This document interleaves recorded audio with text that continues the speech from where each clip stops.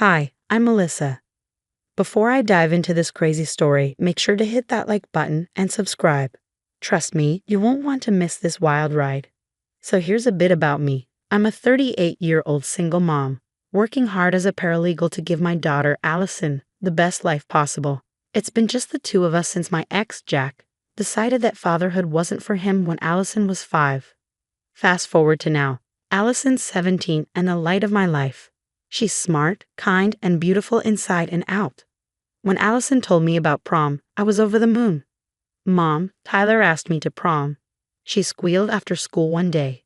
I hugged her tight and said, "That's amazing, sweetie. We need to find you the perfect dress." Little did I know, that dress would cause more drama than I ever imagined. You see, there's a catch to our little family. My ex-mother-in-law, Barbara, and my ex-sister-in-law, Karen, are still in our lives. Don't ask me why. It's complicated. Let's just say they're about as pleasant as a root canal without anesthesia. When Allison mentioned prom at our monthly family dinner, you should have seen their faces. Barbara pursed her lips. "Prom? Isn't that a bit frivolous?" Karen chimed in, "Yeah, shouldn't you be focusing on college applications?" I bit my tongue, but Allison, bless her heart, stood her ground.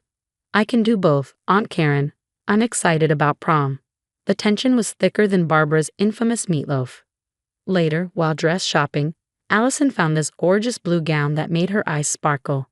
"Mom, it's perfect," she gushed. I checked the price tag and winced. It was steep.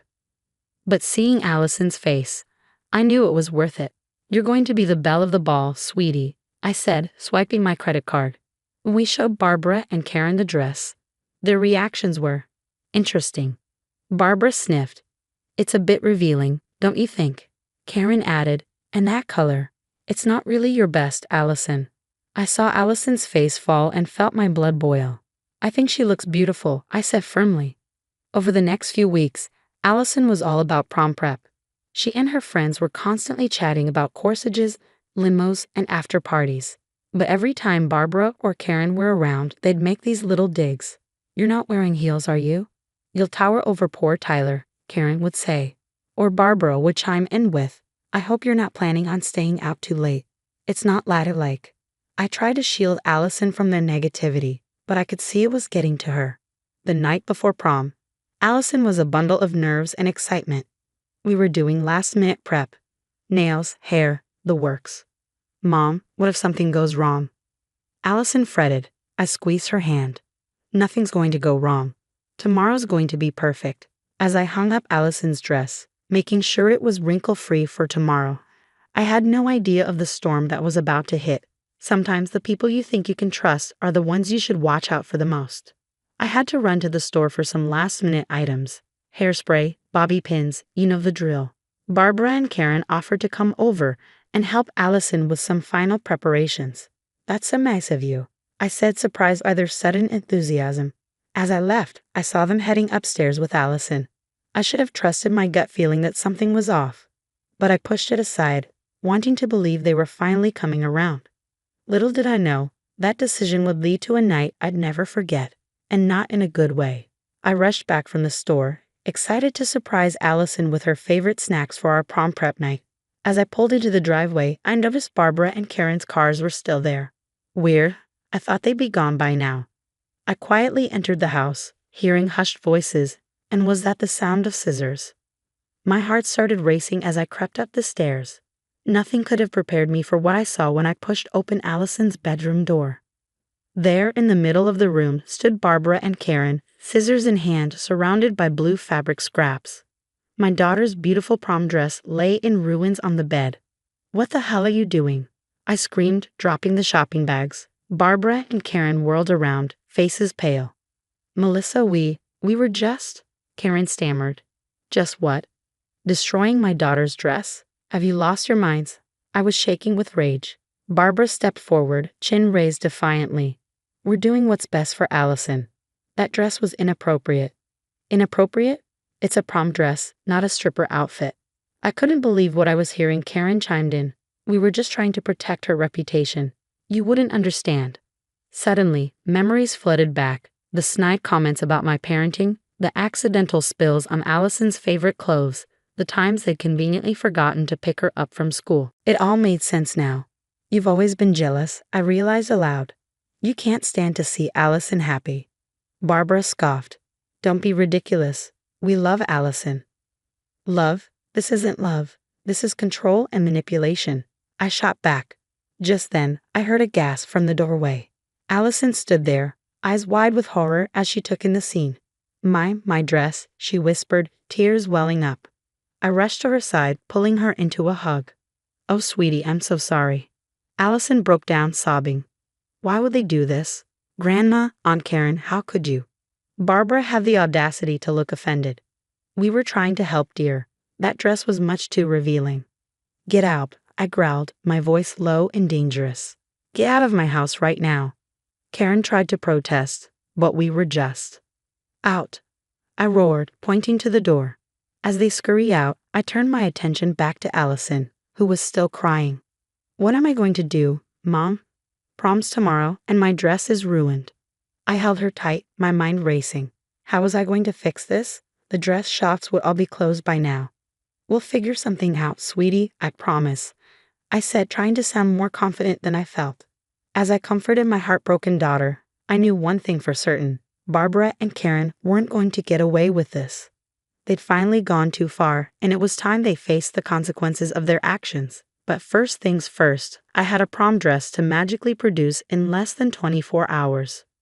Talk about a mother's worst nightmare. As Allison finally drifted off to sleep, exhausted from crying, I sat at the kitchen table, my mind racing. This wasn't just about a ruined dress anymore.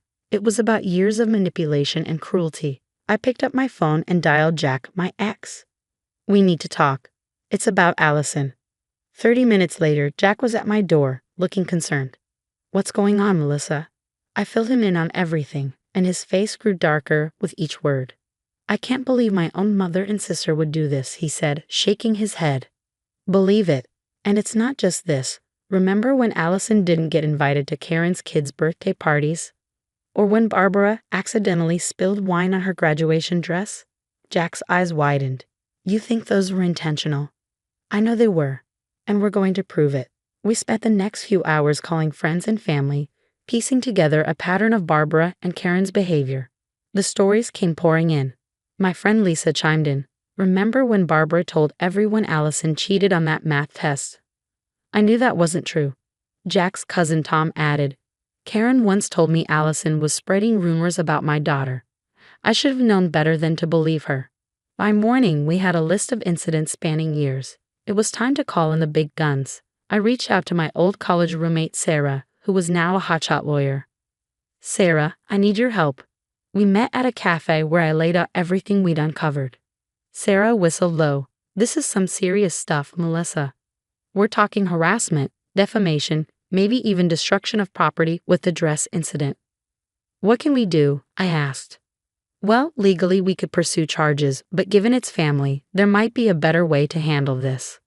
That's when the idea hit me. The annual family reunion was coming up in 2 weeks. Everyone would be there. Sarah, what if we expose them in front of the whole family? A slow smile spread across Sarah's face. Now that's an idea I can get behind. Let's plan this out.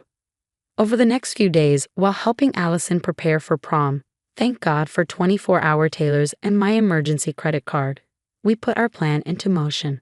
We gathered photos, screenshots of texts, and even security camera footage from my house showing Barbara and Karen with the destroyed dress.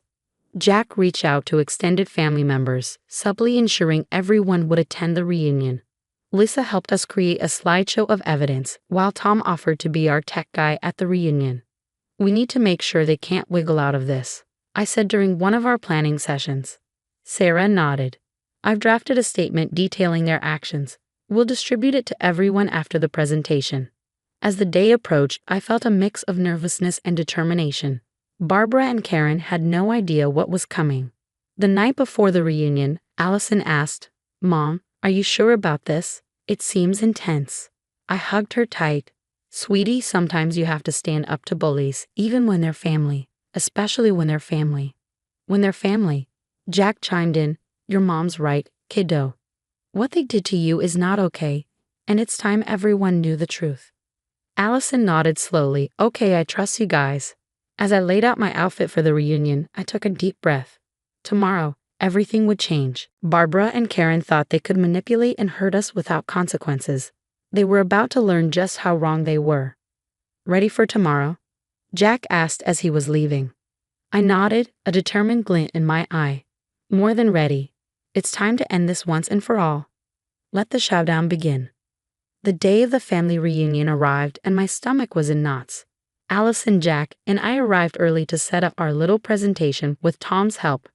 As family members started trickling in, I could see Barbara and Karen, all smiles and hugs like nothing had happened. The sight made my blood boil. Once everyone had arrived, I stood up and cleared my throat. Everyone, if I could have your attention, please. There's something important we need to discuss. Barbara looked confused. Melissa, dear, what's this about? I took a deep breath. It's about the years of manipulation, lies, and cruelty that you and Karen have inflicted on Allison and our family. The room went dead silent.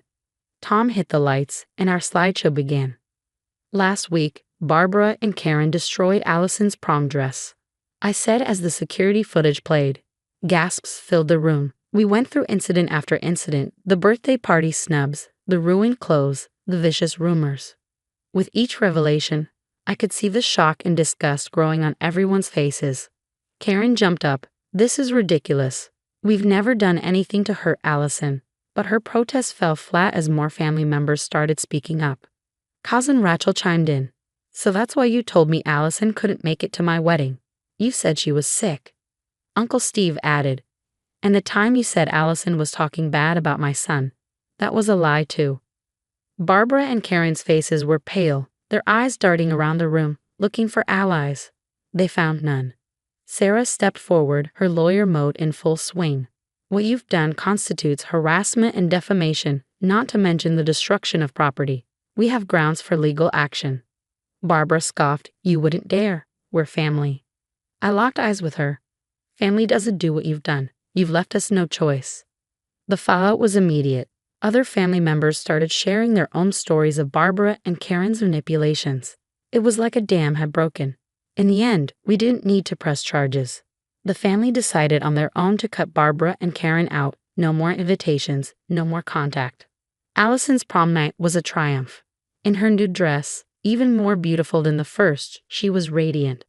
Mom, she said as she was leaving, thank you for everything. I hugged her tight, fighting back tears. Always, sweetie. I'll always have your back. Later that night, as I reflected on everything that had happened, I realized something important. Standing up to toxic people, even family, isn't easy. But it's necessary, for ourselves and for the people we love. And that's the end of Melissa and Allison's story. Now, I've got a question for you. Was Melissa justified in exposing Barbara and Karen's behavior to the entire family, or should she have handled the situation more privately?